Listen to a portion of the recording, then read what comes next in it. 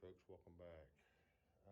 I've had several questions over several of my channels on this alien abduction method here that I'm using with my hawk or my hawks, and got some questions on about it, and I'm gonna see if I can answer a few of them while I'm out here at the muse here at night. One of the big questions is why is it called the alien abduction method, and that's kind of why I'm out here now. Well, all the interactions that I have with the bird after I trap him or her,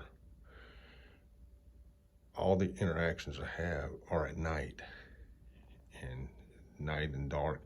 Hawks, birds don't see very well at night, and they don't see. Matter of fact, when it's dark like this right here, they don't see at all. So I can interact with Bandit here, and if I have to use the light, you put it on a flashing mode like this, and they can't get their sight back quick enough to actually see what's going on. So the only interaction he has with me at first is at night when he can't see me. So it's almost like he's being abducted, right? So what I do at night is I take him out here. I got two different scales. One's in the garage, and then one's out here. And I'll weigh him. Keep track of his weight. I'll put the hood on him. The other thing I do is I put the hood on him, like right here, just in case. It's a safety measure. And then once I put the hood on him, I can turn the light on. But until I put the hood on, I try to do everything in the dark best I can, which is kind of tough.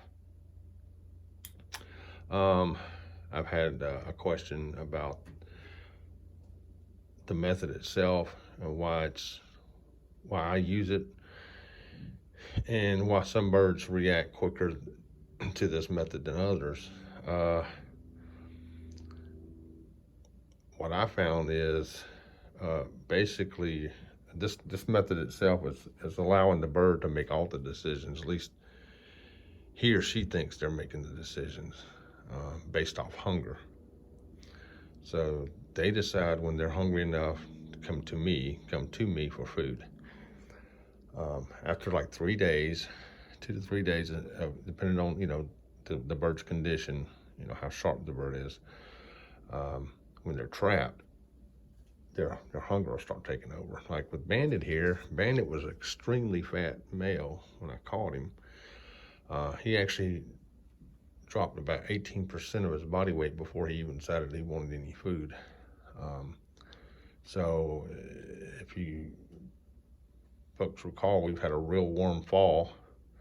I mean, we're talking about, this is almost January right now, and we're at 74 degrees. So we've had a real warm fall and going into the winter. So with that being said, the bird's not dropping his weight as quickly. And his weight and how his condition determines how hungry he gets, and his hunger overrides his fear. And then what I do out here is, and I know I don't have any notes, I'm kind of bouncing back and forth, but what I'll do is after, say, day 3, I'll bring, let's see if I can get it on camera. I'll bring his food and I'll place it on his perch right here, right next to the door. And I'll leave it out here for 20 minutes, give him 20 minutes to eat it. If he doesn't eat it, I'll come back and I'll take it away. I do it nice and gently, try not to, what they call, spook him. And I'll take it away. So the following day I do the same thing, and what I'll do is I'll throw it away. The following day I'll do the same thing, and I don't use a lot of food, something about as big as my pinky here. And I keep doing that, and until he decides to eat. Okay, once he eats, then again, I'll bring another piece out here the next day. And what happens is, what I'm looking for is a reaction, right? I'm trying to give him 20 minutes. After 20 minutes, I come get it. But once he gets to the point where he's ready to eat, he knows that I'm not coming out here to hurt him or anything else. I'm actually coming out here to place food on this perch and then leave. he'll eventually, or he eventually just came over here and ate. And I try to listen out and see how long it takes for him to do that. And each day, what I've learned so far, once he decides to eat that food the first day, whatever day, you know, whether if it takes, let's say it took him 15 minutes to go and get that food, the following day it'll take him at least half that time. So he'll do it within half that time, and then the next day he'll do that within half the time. And then eventually, what I'm looking for is eventually when I come out here to feed him, I try to do it at the same time every day. You don't always get to do that, but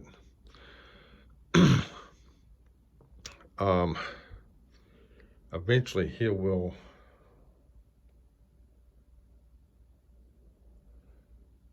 be waiting on this perch for you, or somewhere close. Maybe not exactly where you're going to set the food, but he'll be waiting on the perch, anticipating the food. And that's what you're looking for. What you're looking for is the fact that he wants to come to you, to me. I'm looking for it. He wants to come to me, towards me. Maybe not all the way to me, but at least he's coming to me or at me for food, right? Or getting closer. He's not getting further away. He's actually wanting to jump toward me, or actually, you know, get closer. So anticipating me leaving food and leaving. When he gets to that point, which is the video that I posted yesterday, then what I want to do is I want to encourage him. Give him the opportunity to step toward me to eat. Even if he don't step to the glove, onto the glove, at least step closer to the perch while I'm standing there to eat. Because that shows trust. It shows that he's not seeing me as much of a threat as he did. And he knows I'm a source of food. To him, that's all this is really about at the end of the day. It's not that we're becoming friends.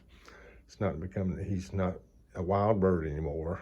He's going to always be a wild bird. He's captured out of the wild. He will always be a wild bird. But we're not becoming friends. He's just seeing me as a source of food. So once he sees me as a source of food, and he understands that I'm not going to hurt him, or at least up to this point, I haven't hurt him, right? Everything's been his choice. He's been out here in this muse on his own. No one's bothered him. He gets to sit here at all these windows and watch me work outside in the yard, working on the whatever I'm doing in the yard. He gets to see that. I'm not trying to hurt him. I'm not, you know, poking through the windows with my fingers and stuff like that. He just continues to see me out there in the yard. And the only time he sees me in the muse is when I'm bringing food, right? Other than at night. Now, he don't see me at night. He don't realize that's me. Something's happening to him at night. It's at dark. He can't see. All I'm doing is weighing him, and I put him back. I don't fiddle around with him. I just do what I need to do and put him back, because I got to track his weight. So at no time in his interactions with me does he know it's me, and except for the fact that I set food up there and I walk away, set food up there, and I come back and get it. So he learns that he's got a certain time frame to take that food. If he doesn't, it's going to go. It's going to leave. I'm coming back to get it. And again, I'm not here to mess with him. I'm here to put that food there, take it away. Put it there, take it away. And he's realizing that I'm a source of food. Now, part of what determines how long it takes is how healthy the bird is, basically, when you catch them, when you trap them.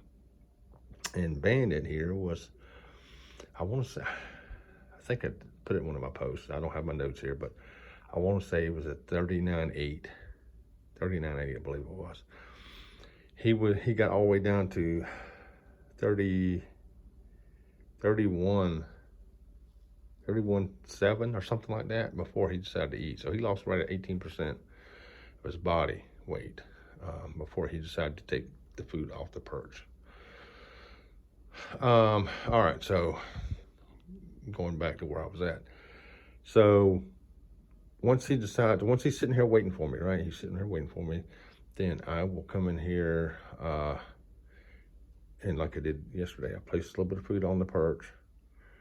I stood there, allowed him to eat it. And then the following day, I came back out here, still waiting again. So this time, instead of putting the food on the perch, I left it in my glove. So he still wouldn't come to me, which is no big deal. Then I set my glove up on the perch. So same place I usually set the food, I just set my glove up there. and he came and ate it. Then I backed it away from the perch, and eventually he had to make the decision whether he wanted to come forward. And the fact that he actually hopped to the perch and came toward me to get the food was the major reward there. So the bonus was the fact that he actually stepped out to my glove, and I actually got him to step up on the glove, because he got to make the decision, right? He reached out for the food.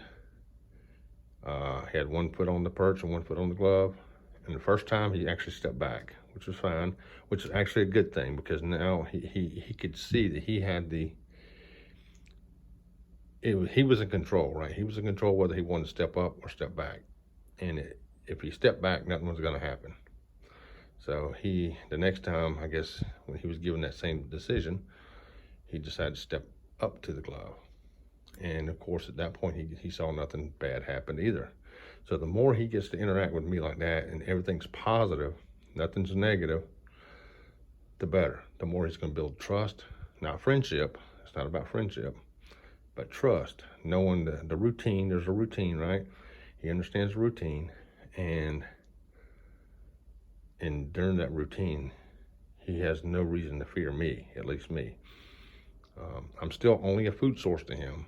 I'm not a friend, but he's learning 2 things with me. He's learning that I'm a food source, and he's learning that he can trust me not to harm him, right? Not to hurt him. I'm not, even though I'm still a predator to him, he's learning that I'm not going to hurt him. So once he'll get where he comes to me inside the muse here, and all this is hunger based, right? If he's over there with a full crop, fat and everything else, he has no reason to come to me for food. I mean, he can. I mean, he can be a glutton, come to me for food if I got it. And they will. They'll come to you if you got food, no matter how much how fat they are. They'll keep coming. But the whole point of this is to take him out here to hunt with him, right?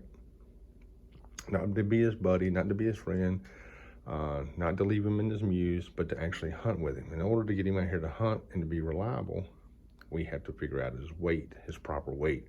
And what proper weight is the right weight, along with being hungry, to go out here and hunt reliably and come back to me.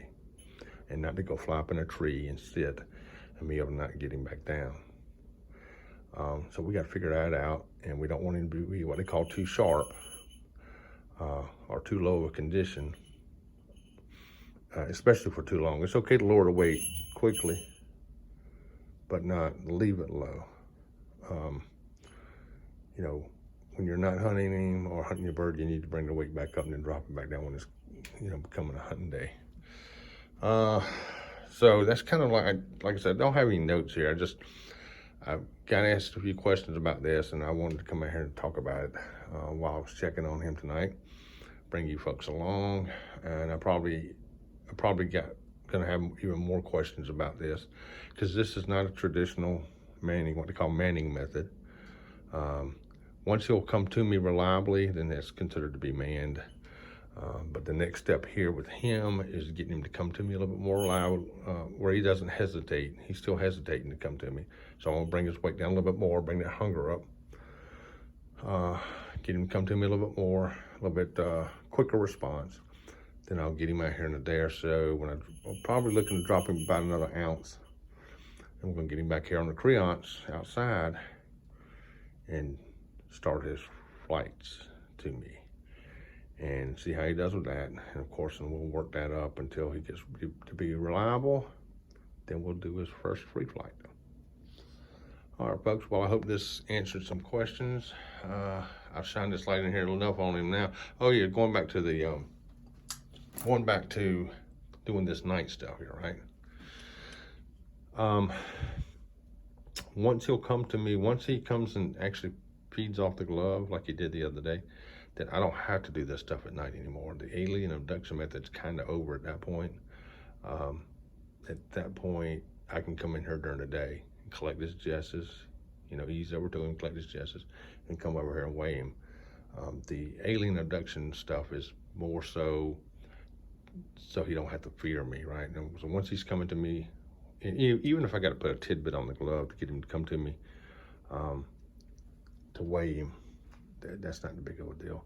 But yeah, so now we kind of passed this coming out here at night thing and collecting him up and putting him on the perch. I'm actually putting him on the scale and then put him back in here. One of the routines I do, and I've started doing from day one, and I still do it, every time I collect the bird to take him out of the mews, I always put a hood on him. And I know some people do and some people don't, and that's kind of a personal preference, but it's just something I always have done and I still do. And he's getting really good about being hooded. He'll